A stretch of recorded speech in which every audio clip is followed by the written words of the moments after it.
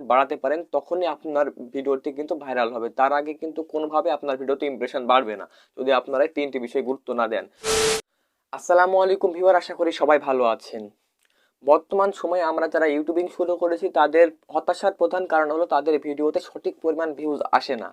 তো সঠিক পরিমাণ ভিউজ আসে না কি জন্য? তাদের ভিডিওতে সঠিক পরিমাণ অর্থাৎ বেশি পরিমাণ ইমপ্রেশন দেয় না ইউটিউব, যার ফলে তাদের ভিডিওতে কিন্তু বেশি পরিমাণ ভিউজ আসে না। তো আজকে আমি আপনাদের এই ভিডিওতে গুরুত্বপূর্ণ কিছু কথা বলবো, যে কথাগুলো অর্থাৎ যে পয়েন্টগুলো যদি আপনারা সঠিক নিয়মে ফলো করতে পারেন আপনাদের ইউটিউব চ্যানেলে, বা আপনাদের ইউটিউব চ্যানেল যদি সঠিক নিয়মে প্রয়োগ করতে পারেন, তাহলে খুব দ্রুত আপনাদের ইউটিউব চ্যানেলের ইমপ্রেশন বাড়বে এবং খুব দ্রুত আপনাদের ইউটিউব চ্যানেল গ্রো করবে। অর্থাৎ 2022 সালের শুরুর দিকে আপনাদের ইউটিউব চ্যানেলটি গ্রো করবে। তো আজকের এই ভিডিওটি খুবই গুরুত্বপূর্ণ হতে চলেছে, তাই ভিডিওটি সম্পূর্ণ দেখবেন, একটু স্কিপ করে দেখবেন না। স্কিপ করে দেখলে আপনি গুরুত্বপূর্ণ কিছু মিস করতে পারেন, তাই ভিডিওটি সম্পূর্ণ দেখবেন। আর আপনি যদি আমার পরবর্তী ভিডিও পেতে চান তাহলে অনুগ্রহ করে চ্যানেলটি সাবস্ক্রাইব করে পাশে বেল আইকনটা অন করে দিন। তো চলুন আর দেরি না করে শুরু করা যাক।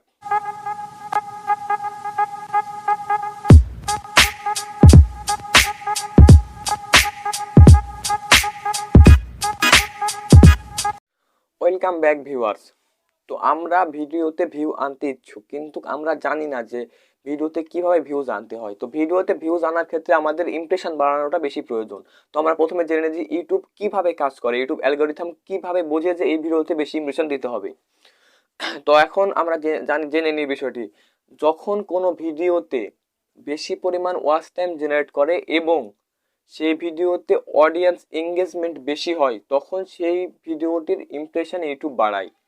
তো এখন আপনারা ওয়াচ টাইম কি সেটা জেনে নিই। প্রথমে ওয়াচ টাইম হলো আপনার ভিডিওতে যতক্ষণ মানুষ ভিডিওটি দেখবে, এটা হলো সেই ভিডিওর ওয়াচ টাইম। আর অডিয়েন্স রিটেনশন অর্থাৎ এখানে অডিয়েন্স এঙ্গেজমেন্ট আগে বলে নিই আপনাদের। অডিয়েন্স এঙ্গেজমেন্ট হলো আপনার ভিডিওতে লাইক, কমেন্ট, ডিসলাইক, এই 3টি বিষয় হলো, এই 3টি বিষয়ের উপর নির্ভর করে আপনার ভিডিওর এঙ্গেজমেন্ট। আর অডিয়েন্স রিটেনশন হলো যে আপনার ভিডিও কত পার্সেন্ট দর্শক দেখলো। তো এখানে যদি আপনি আপনার ভিডিওতে অডিয়েন্স রিটেনশন, ওয়াচ টাইম এবং অডিয়েন্স এঙ্গেজমেন্ট বাড়াতে পারেন তখনই আপনার ভিডিওটি কিন্তু ভাইরাল হবে। তার আগে কিন্তু কোনোভাবে আপনার ভিডিওতে ইমপ্রেশন বাড়বে না যদি আপনারা এই 3টি বিষয় গুরুত্ব না দেন।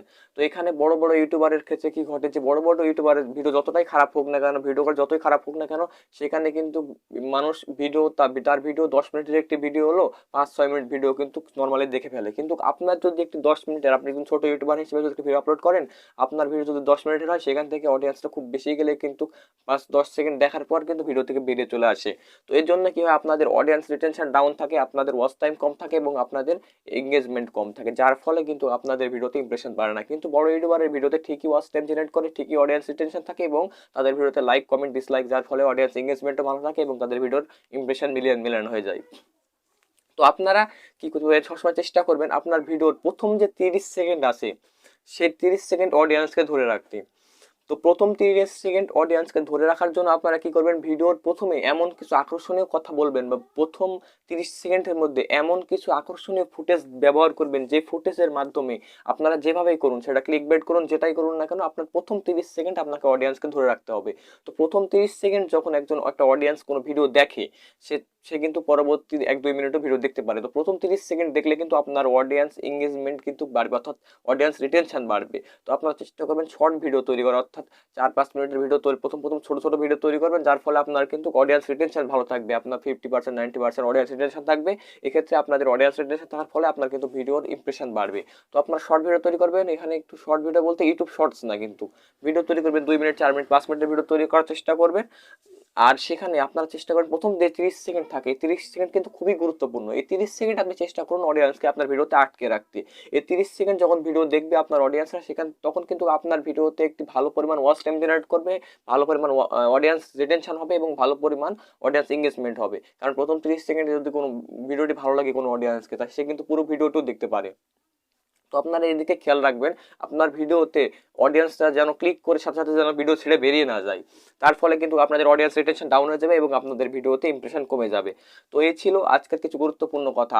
আশা করি ভিডিওটা ভালো লাগবে। ভিডিওটা যদি একটু ভালো লাগে বা একটু কাজের মনে হয়, তাহলে একটা লাইক দেন, আর মূল্যবান মতামত কমেন্ট বক্সে জানাবেন। আর আপনি যদি আমার চ্যানেলটি সাবস্ক্রাইব না করে থাকেন, তাহলে প্লিজ চ্যানেলটি সাবস্ক্রাইব করে দেবেন। দেখা হবে আগামীকাল নতুন কোনো ভিডিও নিয়ে। ততক্ষণ ভালো থাকবেন। খোদা হাফেজ।